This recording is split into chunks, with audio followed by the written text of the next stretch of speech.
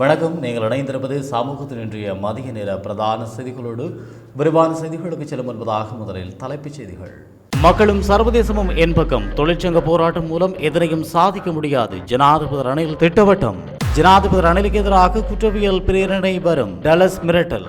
உள்ளூராட்சி தேர்தல் நடைபெற்றால் பொருளாதார பிரச்சினை தீருமா? பந்துல கேள்வி.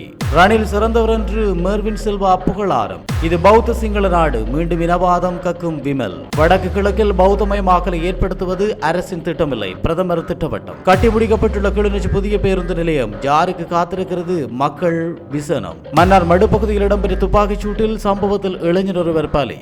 நாட்டு மக்கள் தற்பொழுது என் பக்கமே நிற்கிறார்கள். சர்வதேச சமூகமும் எனக்கு ஆதரவு வழங்குகின்றது. அதனூடாகவே சர்வதேச நாணய நிதியத்தின் கடனுக்கு அங்கீகாரம் கிடைத்தது. இந்நிலையில் தொழிற்சங்கங்களின் போராட்டங்கள், பணி புறக்கணிப்புகள் மூலம் எதனையும் இங்கு சாதிக்க முடியாது என்பதை சம்பந்தப்பட்ட தரப்பினர் கவனத்தில் கொள்ள வேண்டும் என ஜனாதிபதி ரணில் விக்ரமசிங்கே தெரிவித்துள்ளார். சிங்கள ஊடகம் ஒன்றுக்கு அவர் வழங்கிய செவியின் போதே அவர் மேற்கண்டவாறு கூறினார். வரி விதிப்பு தவிர்க்க முடியாத ஒன்று. சர்வதேசத்திடமிருந்து வாங்குகின்ற கடனை அடைக்க வரி விதிப்பு மிகவும் அவசியம். அரசுக்கு மிரட்டல் விடுக்கும் தொழிற்சங்கத்தினர் இது குறித்து அறிந்திருப்பார்கள் என்றும் ஜனாதிபதி குறிப்பிட்டுள்ளார். எதிர்க்கட்சிகளுக்குள் பிளவுகள் இருப்பது போல தொழிற்சங்கங்களுக்கும் பிளவுகள் உள்ளன. இவற்றில் சுயலாப சிந்தனை கொண்டவர்கள் போராட்டங்களை நடத்துகிறார்கள். ஆனால் எதனையும் சாதிக்க முடியாது என்பதை சம்பந்தப்பட்ட தரப்பினர் கவனத்தில் கொள்ள வேண்டும் என்று ஜனாதிபதி மேலும் தெரிவித்துள்ளார். தேர்தலை ஒத்திப்போடல் என்பது முழுமையான அரசமைப்பு மீறல். இந்த காரணத்தை அடிப்படையாக வைத்து ஜனாதிபதி ரணில் விக்ரமசிங்கவுக்கு எதிராக குற்றவியல் பிரேரணையை கொண்டுவர முடியும் என சுதந்திர மக்கள் சபையின் தலைவரும் நாடாளுமன்ற உறுப்பினருமான டலஸ் இளகபெரும தெரிவித்துள்ளார். உள்ளூராட்சி சபை தேர்தலை நடத்தாமல் இருப்பதற்கான அனைத்து நடவடிக்கைகளையும் அரசு எடுத்து வருகிறது. சட்டம், அரசமைப்பு, ஜனநாயகம், சம்பிரதாயம் இப்படி எந்த விடயத்தையும் பார்ப்பதாக அரசு இல்லை. 20 தடவைகள் இந்த தேர்தலை நிறுத்துவதற்கான நடவடிக்கைகள் எடுக்கப்பட்டன என்று தேர்தல்கள் ஆணைக்குழுவே தெரிவித்துள்ளது. தேர்தலை ஒத்திப்போடுவதற்கு தேர்தல் என்று ஒன்று இல்லையே என்று கூறியுள்ளார் ஜனாதிபதி ரணில். உள்ளூராட்சி சபை தேர்தலுக்காக 82,800 வேட்பாளர்கள் வேட்புமனுக்களை தாக்கல் செய்துள்ளனர். இவர்கள் செலுத்தியுள்ள கட்டுப்பணம் மாத்திரம் 186 மில்லியன் ரூபாய். இப்படி இருக்கின்ற பொழுது தேர்தல் என்ற ஒன்று இல்லை என்கிறார் ஜனாதிபதி. தேர்தல் நடத்துவதற்கு பண பிரச்சனை இங்கில்லை. அதிக பணம் செலவழித்து பல நிகழ்வுகளை நடத்தி வருகிறது அரசு. பெருகரா சுதந்திர தின நிகழ்வு போன்றவற்றுக்கு அதிக பணம் செலவழிக்கப்பட்டது. அமைச்சரவையும் அதிகரிக்கப்பட உள்ளது. இதற்கெல்லாம் பணம் உண்டு. தேர்தலை நடத்துவதற்கு மாத்திரம்தான் பணம் இல்லை என்று அரசு கூறுகிறது என தெரிவித்துள்ளார். உள்ளூராட்சி சபை தேர்தலை நடத்துவதால் பொருளாதார பிரச்சினை தீருமா என்று அமைச்சர் பந்துல குணவர்தன கேள்வி எழுப்பியுள்ளார். எனினும் தேர்தல்கள் ஆணைக்குழு நடத்தினால் நிச்சயம் தேர்தலை எதிர்கொள்வோம் என்றும் ஊடகங்களிடம் அவர்கள் குறிப்பிட்டுள்ளார். நான் அடிப்படையில் சர்வதேச நாணயத்திடம் கடன் பெறுவது தொடர்பில் உடன்படாதவன். ஆனால் நாடு இப்போது வீழ்ந்திருக்கும் இடத்தில் இருந்து மீண்டெழ இந்த நிதியத்தை தவிர வேறு வழியில்லை என்று அவர் சுட்டிக்காட்டினார். இந்த சந்தர்ப்பத்தில் வரியை அதிகரிப்பதற்கு எனக்கு உடன்பாடில்லை. இது சுமக்க முடியாத அளவு அதிகமான அளவு. ஆனால் இதை எங்களால் நீக்க முடியாது. எதிர்கால கடன்களை அடைப்பதற்கு போதுமான லாபம் அரசுக்கு கிடைக்காவிட்டால் கடன் கேட்டு எங்களால் சர்வதேசத்துக்கு செல்ல முடியாது என்றும் அமைச்சர் பந்துல தெரிவித்துள்ளார். ஜனாதிபதி ரணில் விக்ரமசிங்கே சிறப்பாக செயல்படுவார் என்று நம்புகிறேன். நானும் தற்பொழுது அரசு பக்கம்தான் உள்ளேன் என முன்னாள் அமைச்சர் மெர்வின் சில்வா தெரிவித்துள்ளார். தனது 79வது பிறந்த நாளையொட்டி ஊடகங்களிடம் கருத்து வெளியிட்ட அவர் மேலும் கூறுகையில், நான் அரசியலில் இருந்து ஒதுங்கவில்லை. ஒதுக்க முற்பட்டாலும் ஒதுங்க மாட்டேன். களனி பகுதிக்கு மீண்டும் சேவையாற்ற வேண்டும். மீண்டும் நாடாளுமன்றம் செல்வேன் என தெரிவித்துள்ளார். இந்த நாட்டில் தமிழர்கள் வாழும் பகுதிகள் அனைத்தும் பௌத்த மதத்துக்கும் சிங்கள இனத்துக்கும் உரியவை என்பதை தமிழர்களும் அவர்கள் நாடாளுமன்றத்திற்கு அனுப்பி வைத்துள்ள உறுப்பினர்களும் கவனத்தில் கொள்ள வேண்டும் என தேசிய சுதந்திர முன்னணியின் தலைவரும் நாடாளுமன்ற உறுப்பினருமான விமல் வீரவம்ச தெரிவித்துள்ளார். வடக்கு மற்றும் கிழக்கு மாகாணங்களில் படை தரப்பினராலும் தொல்பொருள் திணைக்களத்தினராலும் முன்னெடுக்கப்படும் பௌத்தமயமாக்கல் தொடர்பில் எழுப்பிய கேள்விக்கு அவர் மேற்கண்டவாறு பதிலளித்தார். இது பௌத்த சிங்கள நாடு. இப்படி இருக்கும்போது நாட்டின் எந்த பகுதியும் தமிழருக்கு சொந்தமானவை அல்ல. இனமத பண்பாடு கலாசார ரீதியில் எதையும் உரிமை கோர தமிழருக்கு தகுதியில்லை. தமிழர் வாழும் பகுதிகளை பௌத்தர்கள் சிங்களவர்கள் அபகரிக்கிறார்கள் என்று தமிழ் நாடாளுமன்ற உறுப்பினர்கள் கூறுவதை ஏற்றுக்கொள்ள முடியாது. இந்த நாட்டில் தமிழர்கள் வாழும் பகுதிகள் அனைத்தும் பௌத்த மதத்துக்கும் சிங்கள இனத்துக்கும் உரியவை என்பதை தமிழர்களும் அவர்கள் நாடாளுமன்றத்துக்கு அனுப்பி வைத்துள்ள உறுப்பினர்களும் கவனத்தில் கொள்ள வேண்டும் என தெரிவித்துள்ளார். இதேவேளை தமிழர்கள் செறிந்து வாழும் வடக்கு மற்றும் கிழக்கு மாகாணங்களில் பௌத்தமயமாக்கலை ஏற்படுத்துவது அரசின் திட்டமில்லை. இது தொடர்பில் அரசு மீது முன்வைக்கப்படும் குற்றச்சாட்டுகளை அடியோடு நிராகரிக்கிறேன் என பிரதமர் தினேஷ் குணவர்தன தெரிவித்துள்ளார்.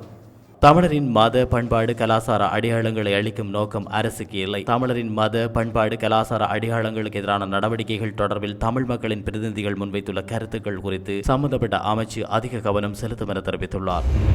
முறையான போக்குவரத்து இன்மையினால் வருடாந்தம் 19% மரக்கறிகளும் 21% பழங்களும் அழிவடைவதாக விவசாய அமைச்சர் மஹிந்த அமரவீர தெரிவித்துள்ளார். வருடாந்தம் 21,955 மெட்ரிக் டன் மரக்கறிகள் அழிவடைவதாகவும் அமைச்சர் சுட்டிக்காட்டினார். நுகர்வுக்கு எடுத்துக்கொள்ள முடியாத பழங்களின் அளவு 90,151 மெட்ரிக் டன் ஆகும். இதேவேளை அறுவடைக்கு பின்னரான அழிவுகளும் அதிகமாகவே காணப்படுவதாக அமைச்சர் மஹிந்த அமரவீர மேலும் தெரிவித்துள்ளார். அறுவடைக்கு பின்னரான சேதங்களினால் 40% பயிர்கள் இழக்கப்படுவதாக அமைச்சர் சுட்டிக்காட்டினார். நகர்ப்புறங்களிலும் அதிகளவு உணவு வீணாவதாக குறிப்பிட்ட அமைச்சர் 2021 ஆண்டில் வீணான உணவின் அளவு 10 மில்லியன் மக்களுக்கு போதுமானது என குறிப்பிட்டுள்ளார். வடக்கு மாகாண சபைக்கு சொந்தமான காணியில் நிர்மாணிக்கப்பட்டுள்ள கிளிநொச்சி மாவட்டத்தின் புதிய பேருந்து நிலையமானது 2016 ஆண்டு 94 மில்லியன் ரூபாய் செலவில் கட்டுமான பணிகள் ஆரம்பிக்கப்பட்டு இன்னும் முடியவில்லை என மக்கள் விசனம் தெரிவிக்கிறார்கள். கிளிநொச்சி புதிய பேருந்து நிலையத்தை 2019 ஆண்டு வரை இலங்கை பொறியியல் கூட்டுத்தாபனம் இதன் ஒரு பகுதியில் நிர்மாண பணிகளை மேற்கொண்டு ஏனைய பணிகளை நகர அபிவிருத்தி அதிகார சபை 2020 ஆண்டு கட்டுமான பணிகளை ஆரம்பித்து முற்றிலும் முடிவடையாமல் இடையில் நிற்கின்றது. பல வருடங்கள் ஆமைவகத்தில் பணிகள் இடம்பெற்று முடிவடைந்த பின்னரும் மக்கள் பாவனைக்கு விடவில்லை என்று விசனங்களை தெரிவிக்கின்றார்கள். மட்டக்களப்பு நகரில் உள்ள காந்தி பூங்காவிற்கு முன்பாக உள்ள வாவியில் பெண்ணொருவரின் சடலம் இன்று காலை மீட்கப்பட்டது. மட்டக்களப்பு தலைமையக போலீசாருக்கு கிடைக்கப்பெற்ற தகவல்களின் அடிப்படையில் இந்த சடலம் மீட்கப்பட்டுள்ளது. குறித்த சடலம் இதுவரையில் அடையாளம் காணப்படவில்லை என்றும் குறித்த பெண்ணின் மரணம் தொடர்பில் எந்தவிதமான தகவலும் கிடைக்கவில்லை என்றும் மட்டக்களப்பு போலீசார் தெரிவித்தனர். சடலத்தினை மட்டக்களப்பு போதனா வைத்தியசாலையை கொண்டு செல்லும் பணிகளை மட்டக்களப்பு தலைமையக போலீசார் முன்னெடுத்துள்ளனர். தாய்க்கு விடுதலை போராட்டத்திற்கு தனது 3 பிள்ளைகளை வித்திட்ட தாய் ஒருவர் சுகவீனம் காரணமாக நேற்று உயிரிழந்துள்ளார். யாழ்ப்பாணம் வயாவலானை புறப்படமாகவும் அல்வாயில் வசித்து வருகின்ற விஸ்வமடு பத்தாங்கட்டை விஸ்வமடுவை தற்போது வசிப்பிடமாகவும் கொண்ட ஆறுமுகன் லட்சுமி 84 வயதில் நேற்று காலமானார். முதுமை மற்றும் நோய் காரணமாக சிகிச்சை பெற்று வீடு திரும்பிய போது உயிரிழந்துள்ளார். தாயக விடுதலை போராட்டத்தில் வீர காவியமான கேப்டன் மாலிகா, வீரவங்கை மாவரசி, வீரவங்கை செங்கதிர் ஆகியோரின் தாயார் என்பது குறிப்பிடத்தக்கது. வடமராட்சி கிழக்கில் இடம்பெறும் சுருக்கு வலை தொழிலை உடனடியாக கட்டுப்படுத்துங்கள், இல்லையேல் தொடர் போராட்டம் வெடிக்கும் என வடமராட்சி மீனவர்கள் தெரிவித்துள்ளனர். அண்மை காலமாக வடமராட்சி கிழக்கு கட்டைக்காடு பகுதி மீனவர்கள் சுருக்குவலை தொழிலில் அதிகளவில் ஈடுபட்டு வருவதாகவும் இதனால் வடமராட்சி பிரதேசத்தில் உள்ள சிறு மீனவர்கள் தொழில் ரீதியாக மிக மோசமாக பாதிக்கப்பட்டு வருவதாகவும் குறிப்பாக மீனை கூட விற்பனை செய்ய முடியாதுள்ளதாகவும் இதனால் உடனடியாக கடற்தொழில் திணைக்களம் மற்றும் கடற்படை நீர்வளத்துறை அமைச்சு ஆகியன கட்டுப்படுத்த வேண்டும் என்றும் அதனை கட்டுப்படுத்த தவறுகின்ற பட்சத்தில் தொடர் போராட்டத்தில் ஈடுபட போவதாகவும் வடமராட்சி வடக்கில் உள்ள 12 கடற்தொழிலாளர் கூட்டுறவு சங்கங்கள் இணைந்து தெரிவித்துள்ளனர். ஏன்னு சொன்னால் அவர்கள் 400 ரூபாய்க்கு கொடுத்த சூடை இன்றைக்கு 40 ரூபாய்க்கு கேட்கறதுக்கு மக்கள் இல்லாமல் இன்றைக்கும் ஒரு போட்காரன் கொண்டு ஒரு 200 கிலோவுக்கு மேற்பட்ட சூடைகளை எங்களோட கடலில் கொட்டியிருக்கிறான். அவ்வளோ சூடையும் யாரால் நாசமாக போகுது? சுருக்கு வலையால். இந்த சுருக்கு வலையை உடனடியாக சுருக்கு வலை மட்டுமல்லாது தடை செய்யப்பட்ட தொழில், அதாவது வர்த்தமானியிலே அறிவிக்கப்பட்ட தடை செய்யப்பட்ட தொழில்கள் அனைத்தையும் உடனடியாக நிறுத்த வேண்டும்.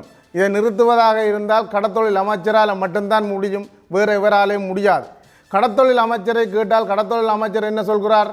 நேவியிட்ட அறிவிச்சிருக்கு, நேவி பிடிப்பான்னு சொல்லி. ஆனால் நேவியை கேட்டால் சொல்கிறான் கடத்தொழில் அமைச்சர் எங்களுக்கு அறிவிக்க இல்லை, கடத்தொழில் அமைச்சர் அறிவித்தால் தான் நாங்கள் அதை பிடிக்க முடியும், அல்லாடி பிடிக்கலான்னு சொல்லி. தடை செய்யப்பட்ட அனைத்து தொழில்களும் உடனடியாக நிறுத்தி நீங்கள் எங்களை வாழ விட வேண்டும். அப்படி நீங்கள் இதை நிறுத்தவில்லை என்று சொன்னால் நாங்கள் வடமராட்சி கிழக்கு, முல்லைத்தீவு, மாதகள் ஆகிய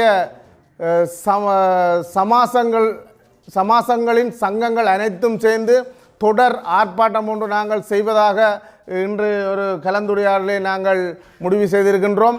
நீங்கள் எங்களுக்கு தகுந்த பதில் தரும் வரைக்கும் நாங்கள் பட்டினி கிடந்து ரோட்டிலே செத்தாலும் இந்த ஆர்ப்பாட்டத்தை நாங்கள் கைவிட மாட்டோம் என்பதை உங்களுக்கு கூறிக்கொள்ள விரும்புகிறோம். இன்றைக்கு எங்களுக்கு வடமராட்சி உட்பட சிறுதொழில் மற்றும் பெருந்தொழில் ஆக்கள் மீன் கொண்டு வந்து விற்கலாமல் இருக்கு. என்னென்று கேட்டால் கட்டக்காடு என்னும் பிரதேசத்தில் 200க்கும் மேற்பட்ட போட்டுகள் நின்று சுருக்குவலை நாளாந்தம் அடித்து கொண்டிருக்கிற காரணத்தினால 50,000 2 லட்சம் கிலோ மீன் என்று சொல்லி கொழும்புக்கு போய் கொண்டிருக்கிறதால இங்கே எங்களுடைய தொழிலாளிகள் தங்களோட தொழிலை இழுத்து விட்டுட்டு என்ன செய்யறேன்னு தெரியாமல் நிற்கணும். இன்னும் ஒரு 4-5 மாதத்தால் அந்த மீனே இல்லாமல் போகிற கட்டத்தில் நாங்கள் நிற்கிற சந்தர்ப்பத்தில் இப்படி ஒரு ஒன்று கூடலை கூடியிருக்கிறோம். ஒட்டுமொத்த யாழ் மாவட்டமே தொழிலை நிப்பாட்டுறதுக்கான ஒன்று கூடல் கூடியும். அந்த சந்தர்ப்பத்தில் என்னென்று கேட்டால் எங்களுடைய கௌரவ அமைச்சர் காசு வேண்டித்தான் இந்த சுருக்கு வேலையை செய்ய விடுவதாக எங்களோட மக்களோட மத்தியில் பேசப்படுது.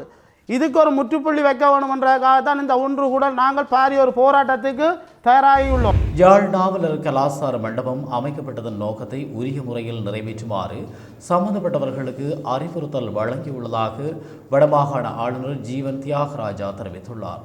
யாழ் நாவலர் மண்டபத்தை மாநகர சபையின் பராமரிப்பிலிருந்து விலக்கிக் கொள்ளுமாறு கடிதம் அனுப்பி வைக்கப்பட்டதா என வினாவிய போதே அவர் இவ்வாறு தெரிவித்துள்ளார்.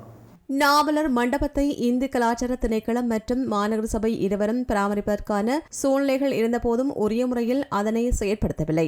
ஆகவே அதன் செயற்பாடுகளை உரிய முறையில் மேற்கொள்வதற்கு சம்பந்தப்பட்டவர்களுக்கு உரிய பொறுப்புகளை வழங்க சகல நடவடிக்கைகளையும் எடுப்பேன் என்று அவர் மேலும் தெரிவித்தார்.